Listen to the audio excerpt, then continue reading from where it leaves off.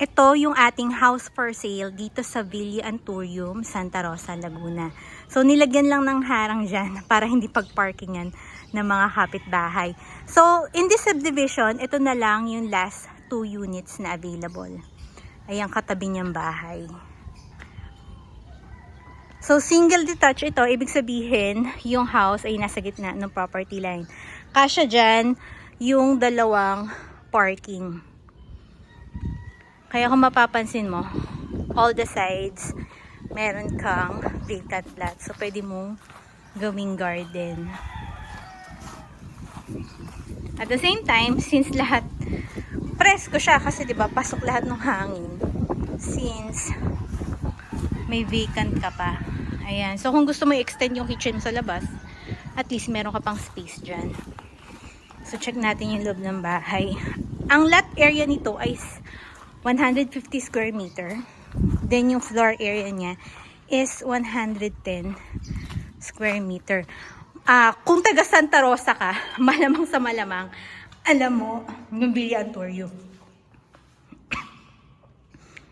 Maraming gustong bumili ng house dito kasi nga, located lang siya along Santa Rosa National Road. Yun nga lang, hindi kasi affordable sa karamihan yung property dito. This is 8,650,000. So yung area na yon, dyan yung iyong sala. Ayan. So dito mo pwedeng ilagay yung iyong dining area. Yan, fronting the kitchen. This is your kitchen. Siyempre, meron tayong access sa likod, or sa gilid pala. So, kung gusto mo nga i-extend, ayan, bubungan mo yan hanggang dito. Or, bahala ka.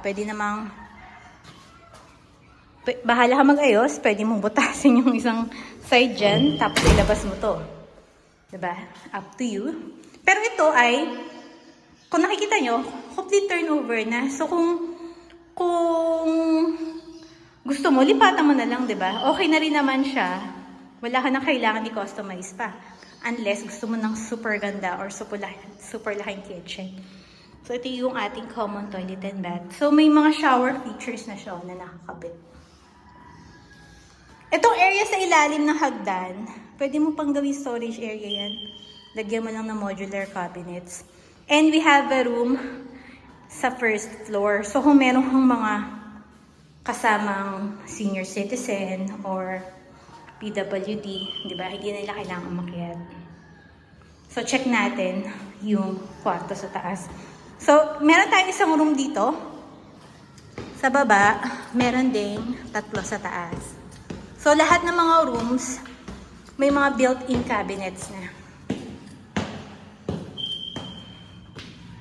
And we have our common toilet and bath dito sa second floor. Yan. Meron din family area. Pwede siyang family area. Pwede mo siyang gawing office. So, ideal din siya sa mga freelancers, di ba? Kay mga work online. Yan. So, meron tayong maliit na balcony sa harap. Kung gusto mo tumambay.